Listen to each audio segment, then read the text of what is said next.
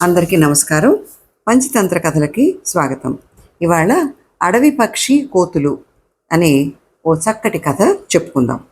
పూర్వం ఒక అడవికి దగ్గరలో కొండ గుహలు ఉండేవి.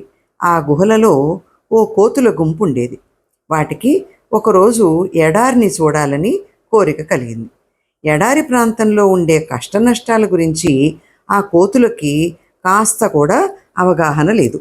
ఒకరోజు ఉదయం ఆ కోతుల గుంపు ఎడారికి ప్రయాణం కట్టాయి. ఒక కోతి వాటికి మార్గదర్శకుడిలా ఉండి ముందు దారి చూపిస్తుంటే మిగిలిన కోతులన్నీ దాని వెనక వరసగా నడవసాగాయి. మధ్యాహ్నం దాకా నడిచి ఎండిపోయిన ఓ నదీ ప్రాంతం చేరుకున్నాయి. ఆ నది 2-3 మైళ్ళు మించి వెడల్పు ఉంటుంది. అది ఎండిపోవటం వల్ల బీటలు వేసి పొడి ఇసుకతో ఎత్తుపల్లాలతో ఉందా ప్రాంతం. దాన్ని చూసిన కోతులన్నీ అదే ఎడారని అనుకుని ఆ ఎడారి అవతల ఏముందో చూడాలని ఆ నదిలో నడక మొదలెట్టాయి. అది ఎండాకాలం, అందులోనూ మిట్ట మధ్యాహ్న సమయం. కింద సెగలు కక్కుతున్న ఇసుకకి, పైన సూర్యుడి వేడికి కాళ్ళు కాలుతున్నాయి. అయినా ఆ కోతులు మొండిగా నదిలో సగం దూరం నడిచాయి. నది మధ్యలో పెద్ద మర్రి చెట్లు 2 ఉన్నాయి. వాటిని చూడగానే ఆ కోతులకు ప్రాణం లేచి వచ్చింది.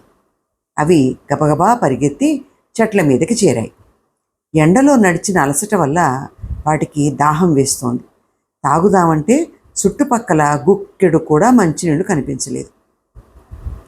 కోతులు నీళ్ల కోసం ఆ చెట్టు మీద కూర్చుని 4 వైపులా వెతుకుతుండగా దూరంగా ఇసుకలో వాటికి నీళ్లు ఉన్నట్టు కనిపించింది.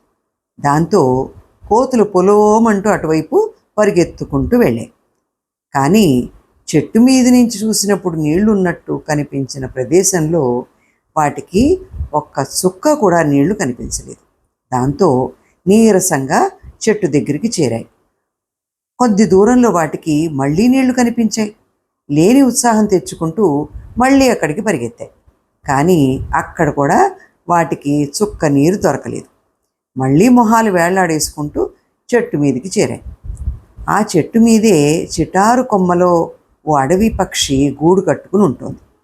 కోతుల గుంపు చెట్టు మీదికి చేరటంతో అవి తనకేదైనా హాని తలపెడతాయేమో అని గూడు లోపల దాక్కుని తలని మాత్రం బయట పెట్టి చూడసాగింది. కోతులు నీళ్ల కోసం పడుతున్న అవస్థని అడవి పక్షి అర్థం చేసుకుని వాటికి సహాయం చేయాలనుకుంది.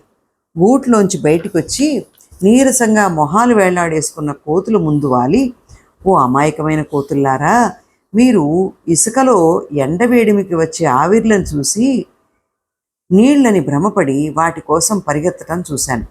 వాటిని ఎండమావులు అంటారు. అక్కడ నీళ్లు దొరకవు. దానికోసం వెళితే నిరాశే మిగులుతుంది.